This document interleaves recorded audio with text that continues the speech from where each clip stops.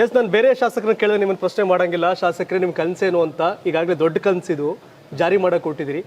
MLA ಆಗಕ್ಕೆ ಮುಂಚೆ ನಾನು ನಿಮ್ಮನ್ನು ಇಂಟರ್ವ್ಯೂ ಮಾಡಿದ್ದೆ ಸ್ಟುಡಿಯೋದಲ್ಲಿ. ಆಗ ಹೇಳಿದ್ರಿ, ಮೊದಲು ಮದುವೆ ಮಾಡೋದು ಕಷ್ಟ ಆಗಿತ್ತು, ಮನೆ ಕಟ್ಟೋದು ಕಷ್ಟ ಆಗಿತ್ತು.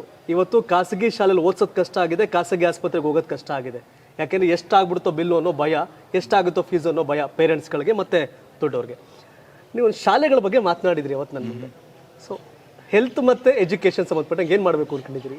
ಸೊ ಏನಾಗಿದೆ? ಒಳ್ಳೆ ಕೆಲಸ ಕೇಳಿದ್ದು. ಈಗ ಈ ಒಟ್ಟು 6 ಪಂಚಾಯತಿ ತಗೊಂಡಿದ್ದೀವಿ.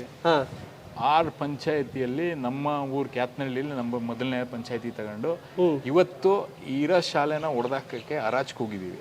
ಓಕೆ, ಕಂಪ್ಲೀಟ್ ಆಗಿ ಡೆಮಾಲಿಷ್ ಮಾಡಿ ಅಲ್ಲಿ 600ರಿಂದ 800 ಮಕ್ಕಳನ್ನ ಸೇರ್ಸಕ್ಕೋಸ್ಕರ ಈಗ ಎಷ್ಟು ಜನ ಮಕ್ಕಳಿದ್ದಾರೆ? 60ರಿಂದ 70 ಜನ ಮಕ್ಕಳು. 10 ಟೈಮ್ಸ್ ಜಾಸ್ತಿ ನಮ್ಮೂರಲ್ಲಿ ಇದ್ದಾರೆ. ಹೊರಗಡೆ ಹೋಗ್ತಿದ್ದಾರೆ. ನಮ್ಮೂರಿಗೆ ಅದ್ರಲ್ಲೂ ಹೇಳ್ತೀನಿ, ನನ್ನ ಗುರಿ ಇರೋದು ನಮ್ಮೂರಿಗೆ ಒಂದು ಪ್ರೈವೇಟ್ ಬಸ್ ಬರಬಾರ್ದು. 15 ಪ್ರೈವೇಟ್ ಬಸ್ ಬೆಳಿಗ್ಗೆ ಎದ್ದ ತಕ್ಷಣ ಬರ್ತವೆ ನಮ್ಮೂರಿಗೆ. ಅಲ್ಲಿರೋ ಮಕ್ಕಳು ಅಲ್ಲಿ ಅಂದ್ರೆ ಎಲ್ಲಾದ್ರಲ್ಲೂ ಈಗ ಪೇರೆಂಟ್ಸ್ ತಪ್ಪಲ್ಲ. ನಾನೇ ಆದ್ರೂ ನನ್ನ ಮಕ್ಕಳನ್ನ ಒಳ್ಳೆ ಶಿಕ್ಷಣ ಸರ್ಕಾರಿ ಶಾಲೆ ಸಿಕ್ಕಿದ್ರೆ ನಾವೇ ಕಳಿಸಿದ್ವಿ. ನಾವು ಆ ಲೆವೆಲ್ಗೆ ಇನ್ಫ್ರಾಸ್ಟ್ರಕ್ಚರು ಕೊಡಬೇಕು, ಟೀಚಿಂಗು ಕೊಡಬೇಕು, ಎಲ್ಲ ಕೊಟ್ಟರೆ ಬರ್ತಾರೆ. ಸೊ ಮೊದಲನೇದಾಗಿ ಆ ಶಾಲೆ ಕಟ್ಟಕ್ಕೆ ಈಗ ಅಪ್ರೂವಲ್ ಮಾಡಿ ಪ್ಲ್ಯಾನ್ ಎಲ್ಲ ಆಗಿದೆ. ಇದನ್ನೆಲ್ಲ ಯಾವ ಥರ ಮಾಡಿಸ್ಬೇಕನ್ನೋದನ್ನೇ ಇಷ್ಟು ದಿನ ನಾವು ಹೊಡೆದಾಡಿದ್ದೀವಿ.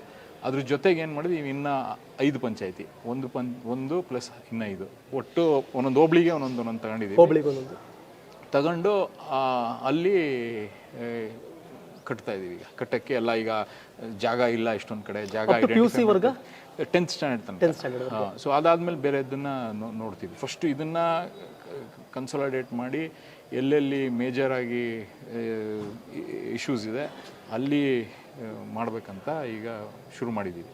ಬೆಣ್ಣೆ ತುಪ್ಪ ಸರಿ ಇಟ್ಟು ಮಕ್ಕಳಿಗಾಗಿ ಹೆಲ್ತಿ ಬಿಸ್ಕತ್, ಬಾಯಲ್ಲಿಟ್ಟರೆ ಕರಗುವಂತಹ ತುಪ್ಪ ಬೆಣ್ಣೆಯ ಬಿಸ್ಕತ್, ಇದು ನಿಮಗಾಗಿ ನಿಮ್ಮ ಮಕ್ಕಳಿಗಾಗಿ ಮಾಡಿರುವ ನಮ್ಮ ಜೀನಿ ಪರಿಸರ ಹಿಟ್ಟಿನ ಬಿಸ್ಕತ್. ರಾಗಿ ಭಂಡಾರದಿಂದ ಮಾಡಿರುವಂತಹ ನಮ್ಮ ಜೀನಿ ಬಿಸ್ಕತ್ ನೀವು ತಿನ್ನಿ, ನಿಮ್ಮ ಮಕ್ಕಳಿಗೂ ಪ್ರತಿದಿನ ತಿನ್ನಿಸಿ.